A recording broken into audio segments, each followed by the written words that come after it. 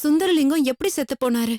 குடும்பத்தோட ஒருத்தர் எரிச்சுக்கிட்டு சாகுறாருன்னா நிச்சயமா அதுக்கு வேற ஏதாவது ஒரு ரீசன் இருந்திருக்கணும். உண்மையிலேயே அது தற்கொலையா இல்ல யாராவது அவரை கொலை பண்ணிருப்பாங்களா? உங்க விசாரணையில உங்களுக்கு என்ன தெரிஞ்சதுன்னு சொல்ல முடியுமா? கொலையெல்லாம் இல்லம்மா.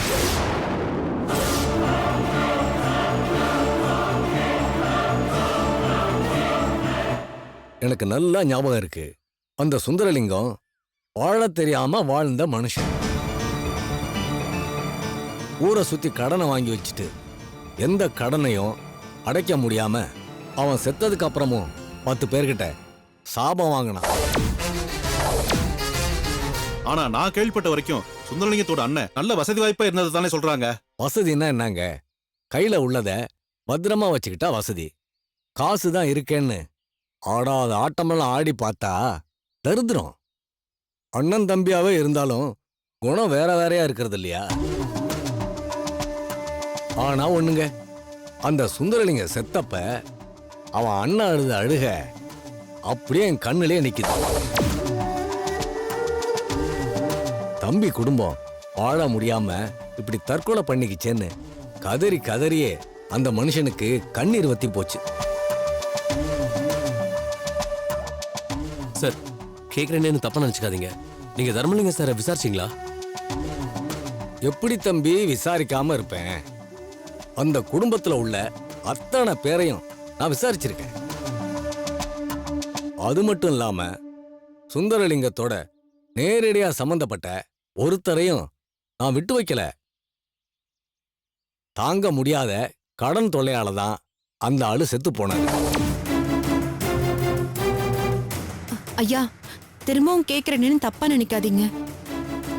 இந்த சாவு கொலையா இருந்திருக்க எந்த விதத்திலயும் வாய்ப்பு இல்லைன்னு நினைக்கிறீங்களா? உனக்கு ஒண்ணு சொல்றேன், கவனமா கேட்டுக்கோ.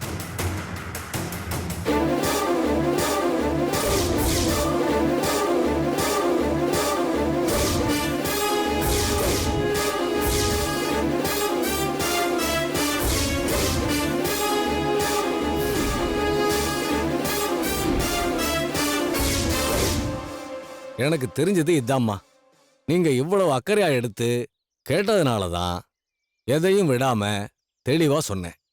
நான் சொன்ன தகவலால உங்களுக்கு ஏதாவது பிரயோஜனம் இருந்ததுன்னா ரொம்ப சந்தோஷம். ரொம்ப நன்றிங்க. ஆ. அப்ப நாங்க கிளம்புறோம். வரையா வரங்கய்யா. வாங்க.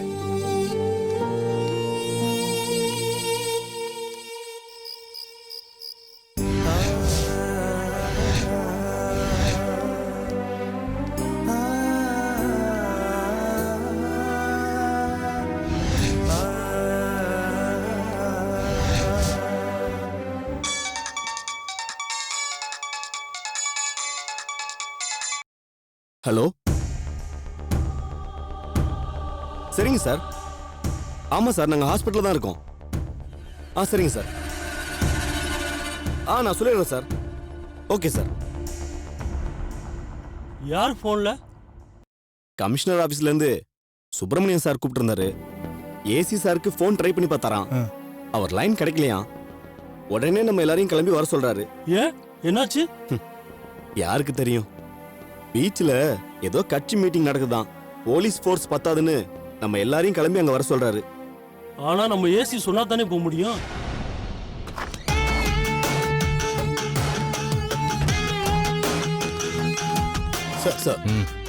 சார், கமிஷனர் ஆபீஸ்ல இருந்து உங்களுக்கு ஃபோன் ட்ரை பண்ணிருக்காங்க சார்.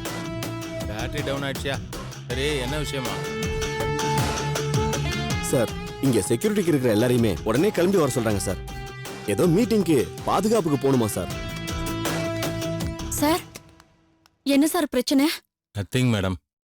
இங்க செக்யூரிட்டிக்கு இருக்கிறவங்கள உடனே கிளம்பி வர சொல்லி மேல இடத்துல இருந்து போன் வந்திருக்கு. ஐயோ, அப்ப இங்க அதுதான் யோசிக்கிறேன். நீங்க இருங்க, நான் ஒரு ஃபோன் பண்ணிட்டு வந்துடுறேன். யோ, ஃபோனை குடியா. என்னங்க சார்? ஏன்பா, என் புள்ள இருக்கிற நிலைமை தெரியும்ல. இப்ப நீங்களும் கிளம்பி போயிட்டா நாங்க என்ன பண்றது? நாங்க எதுவும் செய்ய முடியாதுமா. மேலிடத்துல என்ன சொல்றாங்களோ அதான் நாங்க செய்ய முடியுமா. அப்போ உங்க மேலிடம் என் புள்ளைய சாக சொல்லுதா? சார், நான் கார்த்திக் பேசுறேன் சார். மிஸ்டர் கார்த்திக், அங்க செக்யூரிட்டிக்கு இருக்கிற எல்லாரையும் சார் சொல்றத செய்யுங்க. இமிடியேட்டா அனுப்பி விடுங்க. அங்க எந்த நேரத்துல என்ன நடக்கும்னு தெரியல. அதனால கேள்வி எதுவும் கேட்காம இமிடியேட்டா அனுப்பி வைங்க. Okay? Okay sir.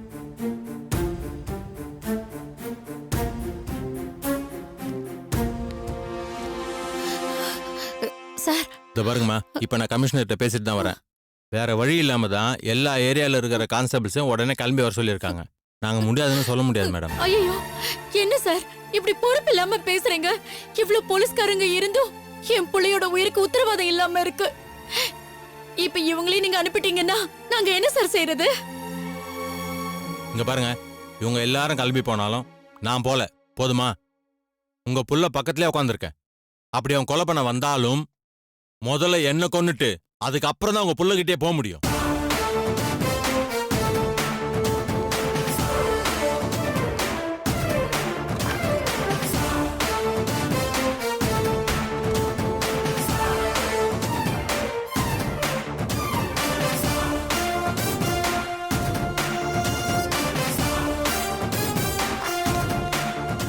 Vijayakumar sir. நீங்க எல்லாரையும் கூட்டிட்டு கிளம்புங்க. Okay sir. நான் கமிஷனர்கிட்ட பேசிட்டேன். சரி. நான் இங்கேயே இருக்கேன். சரிங்க சார். நீங்க ஊர்வலம் முடிச்ச உடனே திருப்பி இங்க வந்துருங்க. ஓகே. ஓகேவா? Okay sir. கிளம்புங்க. மேடம், நீங்க உள்ள போய் உட்காருங்க.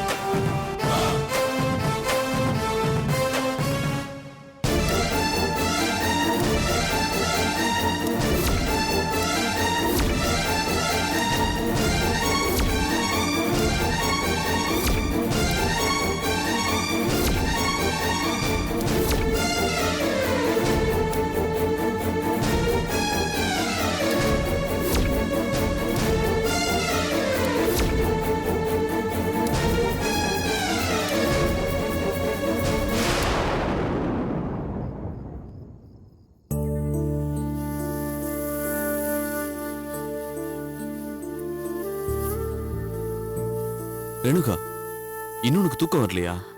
எனக்கு மட்டும் எப்படிங்க தூக்கம் வரும்? என் புருஷன் உத்தமரன் நம்பிட்டு இருந்தேன். உங்களை விட ஒரு நல்ல மனுஷன் இந்த உலகத்திலே இருக்க முடியாதுன்னு நம்பிட்டு இருந்தேன். உங்க நேர்மை, உங்க கம்பீரம், உங்க பிரில்லியன்ஸ், இது எல்லாம் தான் என்ன உங்களை கல்யாணம் பண்ணிக்க சொல்லி கட்டாயப்படுத்துச்சு. ஆனா இப்போ நினைச்சு பார்த்தா ரொம்ப பயமா இருக்குங்க. வாழ்க்கையில செய்யவே கூடாதுங்கிற ஒரு பெரிய தப்ப நான் பண்ணிட்டேனோன்னு தோணுது. ரேணுகா, சாரிங்க. நீங்க இப்படி இருப்பீங்கன்னு நான் சத்தியமா எதிர்பார்க்கவே இல்ல. கொஞ்ச நாளாவே நீங்க எல்லார்கிட்டயும் கடன் வாங்குறது, வீட்ல இருக்கிற நகை பணம் எல்லாத்தையுமே எடுத்துட்டு போய் ஓயாம பணம் ஆட்டம் ஆடிக்கிட்டே இருந்தீங்க. அப்படி என்ன பிரச்சனை இருக்கும்னு அத்தையும் நானும் எவ்வளவோ யோசிச்சிருக்கோம், உங்களை கேட்டிருக்கோம். ஆனா இந்த தடவை நீங்க 25 லட்சம் ரூபாய் கேட்டப்ப எப்படியாவது இதுக்கு என்ன காரணம்னு கண்டுபிடிச்சே ஆகணுங்கிற ஒரு முடிவோடு தான் தண்டபாணி கிட்ட சொல்லி நான் பணத்துக்கு ஏற்பாடு பண்ண சொன்னேன். நான் உங்க பொண்டாட்டிங்க. உங்க வாழ்க்கையில நான் ஒரு பாதி, உங்க உயிர்ல ஒரு பாதி. அப்படிதான் நான் நினைச்சிட்டு இருந்தேன். உங்க கஷ்ட நஷ்டம் எதுவா இருந்தாலும் அதுல எனக்கும் ஒரு பங்கு இருக்குன்னு நான் நம்பினதுனாலதான் உங்க கஷ்டம் எதனால யாரால வருது நான் கண்டுபிடிக்கணும்னு நினைச்சேன். நீங்க அந்த கையல் கிட்ட பணத்தை கொடுத்ததை நான் பார்த்தேன்னு சொல்றேன். இல்லவே இல்லன்னு எப்படிங்க உங்களால சாதிக்க முடியுது? ஐயோ, திரும்ப திரும்ப ச்சே, கையல் செத்துட்டா ரேணுகா. எங்க அம்மாவே சொல்றப்ப உனக்கு சந்தேகம் போகலையா? சரிங்க, நீங்க சொன்ன மாதிரி கையல் செத்துட்டானே வச்சுப்போம். அப்போ நீங்க பணம் கொடுத்த அந்த பொண்ணு யாரு? நான் எந்த பொண்ணையும் பார்க்கலன்னு தான் சொல்றேன்ல. போய் நான் பாத்தீங்க. நீங்க கையில் செத்து போயிட்டதா சொல்லலாம். ஏதோ ஒரு ஃபைனான்சியர் கிட்ட கூட்டிட்டு போய் அந்த பணம் இருக்கிறத நிரூபிக்கலாம், என்ன வேணாலும் செய்யலாம். ஆனா என் கண்ணு குருடு இல்ல. நான் பார்த்தது சத்தியம், சத்தியம், சத்தியம். என் கூட வந்த தண்டபாணியும் அதை பார்த்தாரு. அப்ப நாங்க 2 பேருமா போய் சொல்றோம்? அப்படி சொல்ல வேண்டிய அவசியம் எங்களுக்கு என்ன?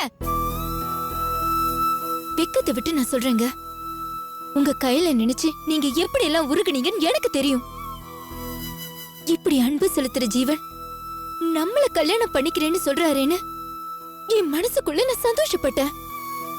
இவ்ளோ பரிசுத்தமான உங்களோட அன்பு இனிமே எனக்கு கிடைக்கும்னு நம்பித்தான் உங்களுக்கு நான் கழுத்தை நீட்டினேன். நான் உங்க காசு பெருசா நினைச்சது இல்லைங்க. நீங்க 10 காசுக்கு வக்கில்லாதவரா இருந்திருந்தா கூட உங்க கேரக்டருக்காக, உங்க நேர்மைக்காக நான் உங்களை கல்யாணம் பண்ணிட்டு இருந்திருப்பேன். தயவு செஞ்சு பணம் போகுதேன்னு நான் அடிச்சுக்கிறேன்னு நீங்க நினைச்சிடாதீங்க. ஆனா எல்லா பொண்ணுமே தன் புருஷன் கிட்ட ஒரு நேர்மையை எதிர்பார்ப்பா. அவரு தனக்கு உண்மையா இருக்கணும்னு எதிர்பார்ப்பா. இது சுவாசிக்கிறதுக்கு காத்து வேணும்னு எதிர்பார்க்கிற மாதிரிங்க. இது தப்புன்னு சொல்லுவீங்களா? ரேணுகா, என் நேர்மையை தயவு செஞ்சு சந்தேகப்படாத ரேணுகா. இல்லங்க, இனிமே சந்தேகப்படாம இருக்க முடியாது. ஏன்னா என் கண்ணால பார்த்தத நீங்க இல்லைன்னு சொல்லி ஏமாத்த பாக்குறீங்க. ஐயோ, இல்ல ரேணுகா, நான் ஏமாத்தல. என்ன நம்பு. கையில் செத்து போயிட்டா, அதான் உண்மை, அதான் சத்தியம். நான் உங்க சத்தியத்தெல்லாம் இனிமே நம்பவே மாட்டேன். அவ யாரு சொல்லுங்க. நீ சொல்ற அவ யாருன்னு எனக்கு தெரியலையே. நான் யாரையும் பார்க்கல. பணம் கொடுக்கலன்னு சொன்னா ஏன் நம்ப மாட்டேங்கிற? ஒருவேளை நீ வேற யாருக்கோ பணம் கொடுக்கறத பார்த்துட்டு சீ, வெக்கமா இருக்குங்க. கேவலம்னா இதுதான். கம்பீரம் செத்து போறதுன்னா இதுதான். இந்த போய் உங்க வாழ்நாள் பூரா உங்க கம்பீரத்தை கொண்டுகிட்டே தான் இருக்கும். உங்க முகத்துல பொலிவுங்கிறது என்னைக்குமே வரவே வராதுங்க. என் புருஷன் ஒரு பொய்ன்னு மனசுக்குள்ள நினைச்சுக்கிட்டே எப்படி இனிமே நான் வாழ போறதா எனக்கு தெரியல. பட் வாழ்ந்துதானே தீக்கணும். ஆனா நீங்க மறைக்க நினைக்கிற அந்த ரகசியத்தை நான் கண்டுபிடிக்காம விட மாட்டேன். Good night.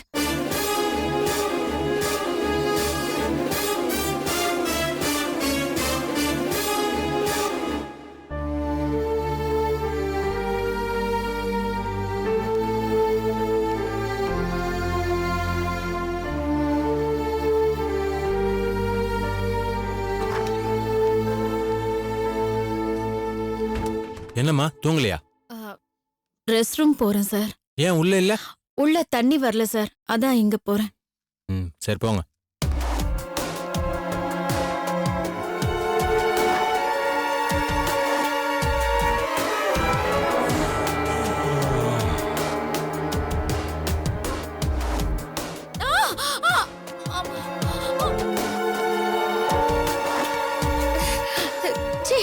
என்னமாச்சு?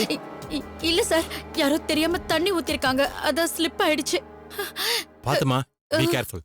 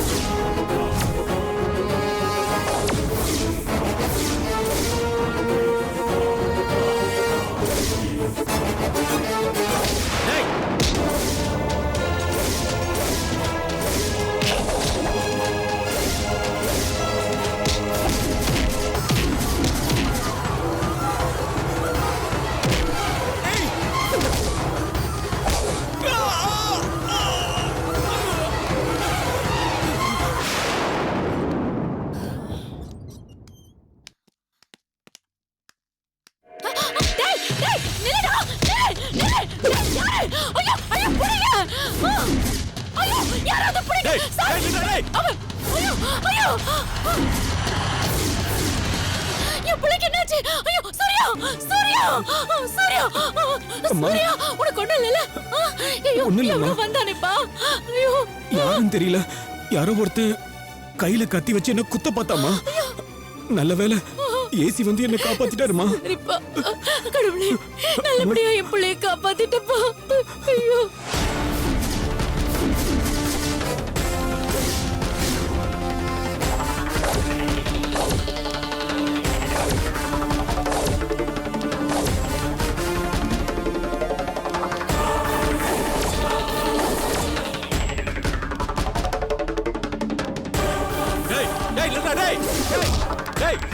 நில்லு ஓடாத.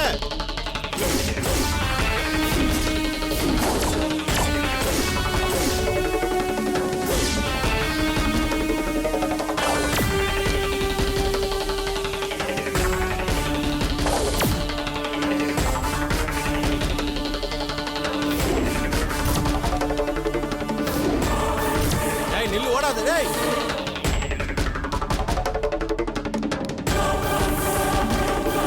நில்றா. டேய் ஓடாத. டேய்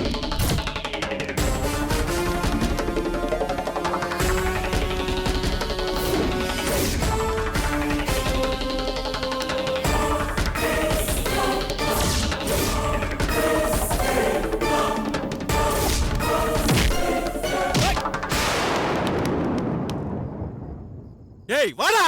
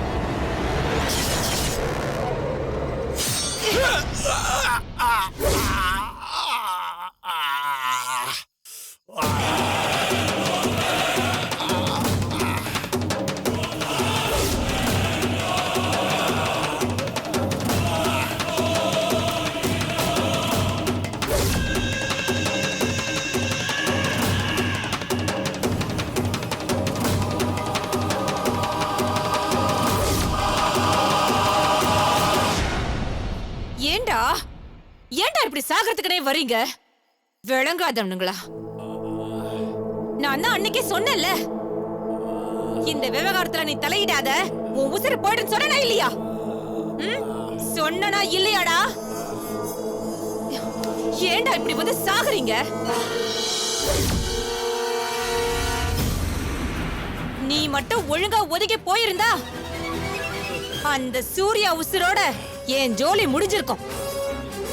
விதிய பாத்தியா? அன்னைக்கு ஓ ஆளு ஒருத்த செத்தான், இன்னைக்கு நீ. ஆனா கண்டிப்பா அந்த சூர்யாவை சாகத்தான் போறான். இனிமே என்ன பண்ண முடியும் உன்னால?